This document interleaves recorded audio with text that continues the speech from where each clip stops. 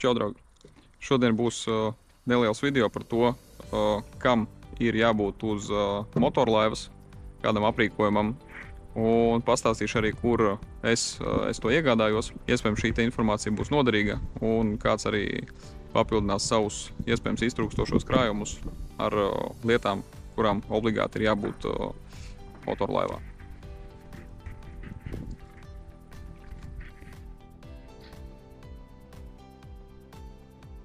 Tā, līdīsim iekšā, un tad jau no laivas iekšpuses es nedaudz parādīšu, pastāstīšu, kas, ko un kā.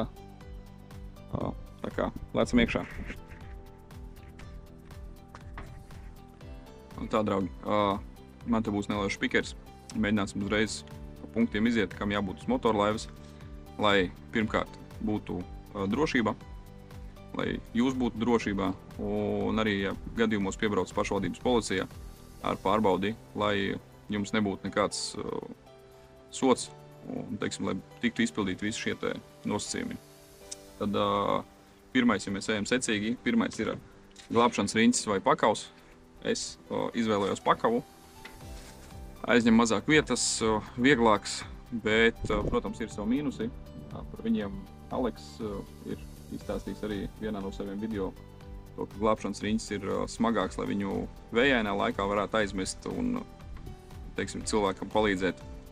Tāpēc, ja vieta atļauj, tad es teiktu, ka viennozīmīgi būtu jāizvēlās šis drošākais elements, ekipējums, jā, tad glābšanas riņķis. Kā otrs, ja mēs ejam secīgi, ir šīs te glābšanas vestes, atbilstoši cilvēku skaitam. Te atkal ir jautājums, kādu glābšanas vesti izvēlēties. Manā gadījumā, teiksim, es priekš sevis izvēlējos tādu te automātisku uzpošamās glābšanas vestes. Viņas aizņem mazāk vietas, viņas ir, teiksim, komfortablākas, lai, teiksim, kustētos, spinningojot, lai nebūtu ierobežot šīs te kustības un būtu pašam ērtāk. Bet, jebkurā gadījumā, protams, ir arī parastās glābšanas vestes ar šo te speciālu pildījumu, lai viņas turētu tev virs ūdens. Var izmantot arī šādas, protams, kurš uz kā ieskatiem, kur izvēlēties, tas lai paliek tā kā jūsu ziņā. Nākošais, arī viens no vienkāršāk izpildāmajiem punktiem, ir liekšķeris vai spainis, ar ko nepieciešams gadījumā varētu izsmelt no laivas ūdeni. Šo te ekipējumu punktu, man liekas, ir visvienkāršāk izpildīt un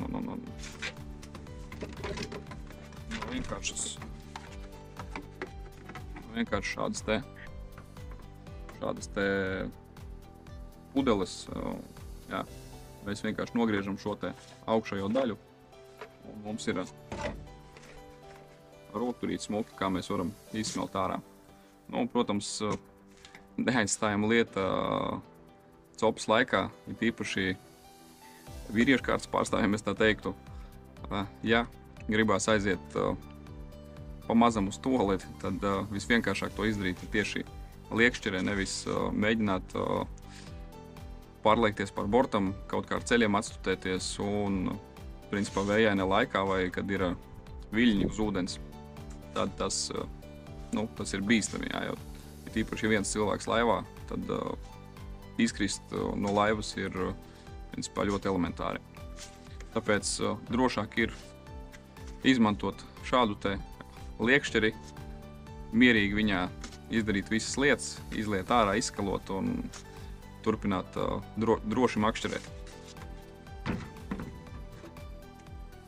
Tālāk ir, principā, tie punkti, kas man sagādāja savā ziņā tādu neziņu vai, kā lai to pasaka, ilgi meklēju es laivu un lukturīti, un, principā, diezgan foršā vietā viņus atradu. Mēģināsim to arī apskatīties, jo 3 pēdējie punkti, kurus būtu jāizpilda uz motorlaivas elementiem, attiecībā ir pirmās palīdzības aptieciņa, ūdens drošs lukturītis un airis un nadzis. Tāpēc ar nadzi laikam ir mazāk problēmas, nadzis ir praktiski visiem, bet, kad es meklēju sev aptieciņu un jo īpaši airi, tad es biju diezgan lielā tādā neziņā, kur ko pirkt, jo lielo airi tā ne īpaši gribējās, jā, lai laivā tomēr maz vietas ir, vienmēr cenšas cilvēki izmantot viņu maksimāli, lai būtu daudz vietas, lai būtu ērti makšķerēt, pārvietoties pa laivu. Tāpēc meklēju kaut kādu kompaktu variantu, ko principā atradu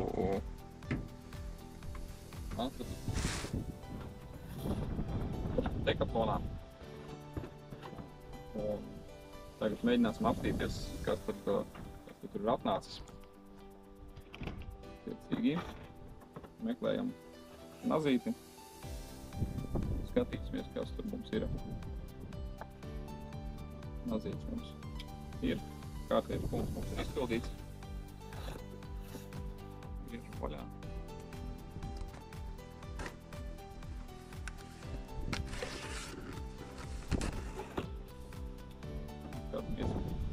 Skatāmies, kas lacītiem vēdrā.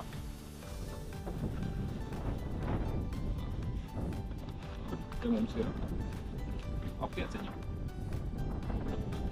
Jāglabā mums ir sausā vietā, vēlams kaut kādā hermētiskā maisā somā, kur var ielikt arī kaut kādas mantas, ēdienu, siltās drēbes. Gadījumā, ja, teiksim, trāp zem lietas un izmirst. Aptieciņa mums ir. Tad tālāk ir ūdens drošs lukturītis. Aptieciņa, manuprāt, bija kaut kur ap 13 eiro. Lukturītis 10 eiro. Un nezinu, cik no viņš būs foršs, cik nē. Šāds te airis.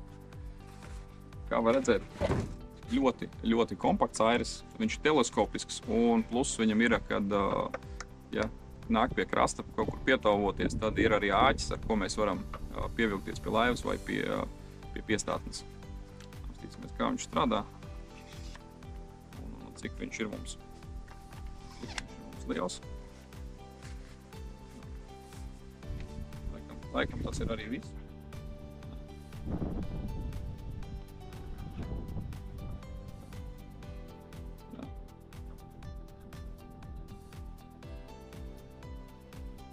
Nekāds diži lielais airis nav. Domāju, ka lielā vējā vai viļņos būs diezgan pagrūti no viņa ar progresu kaut kur izērēties krastā, bet labāk nekā nekas, tā kā kompakta lieta, kompakts airis. Iespējams, ka daudzi komentāros izteiks savus negatīvo redzējumu, skatījumu par šo te elementu, bet, ja notiek kaut kāds atgadījums, atsaka motors, tad vismaz ir kaut kas, ar ko mēs varam mēģināt aizērēties līdz krastam vai kaut kur aizvējā. Tā kā dotie brīdī visi punkti ir izpildīti. Ir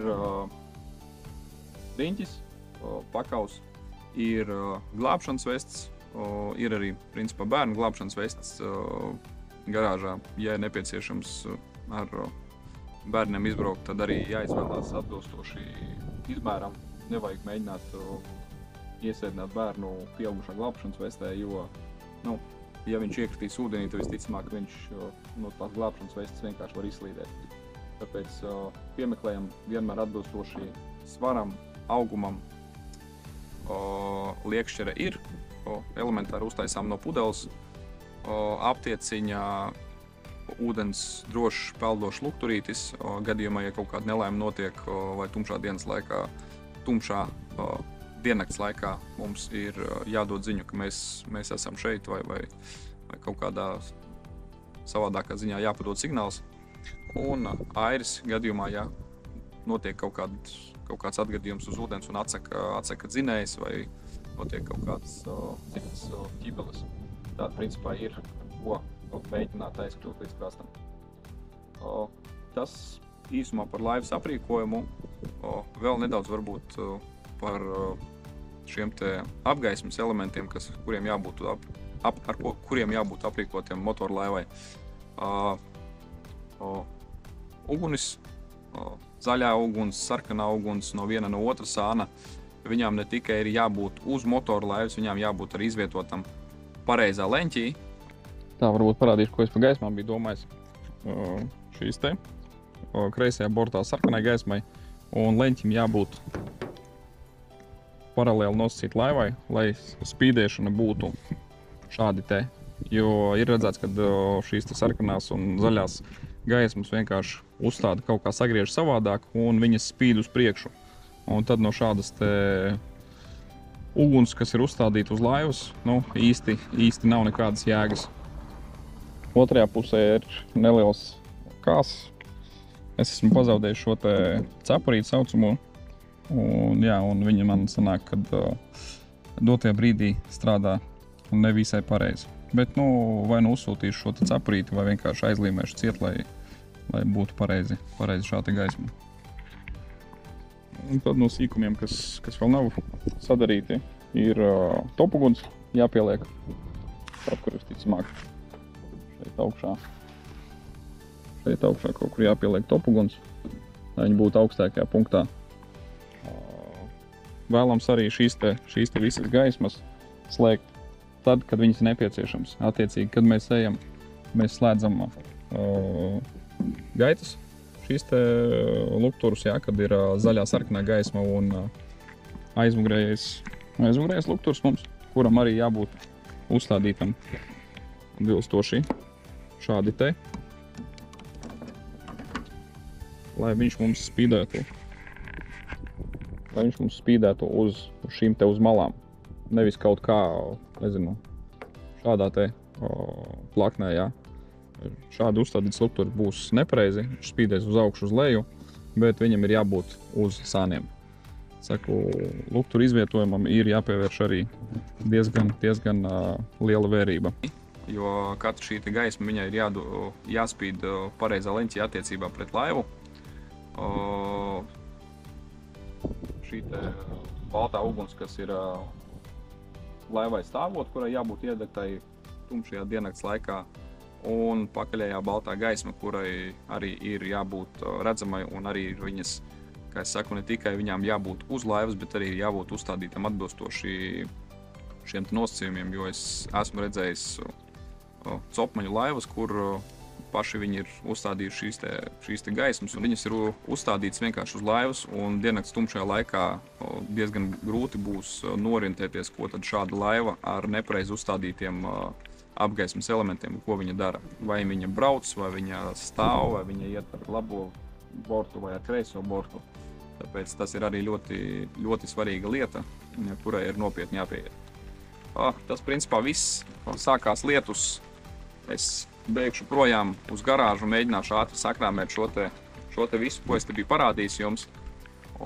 Ja rodās kādi jautājumi, ieteikumi, droši rakstiet, pievienojieties Telegram kanālam, mēģināšu tur salikt kaut kādas bildes, atskaites, savas pārdomas par copi, ko čomaki ir izdarījuši, kādas zivis saķēruši, kā tas notika, kur tas notika, kaut kādas, kā es teicu, kaut kādas pārdomas, iespējams varēs pasmelties informāciju noderīgu un visticamāk tikt arī pie labiem, smukiem lomiem. Tā kā piesakojieties, laiks, komentārs un tiekamies nākamajos video ar jums.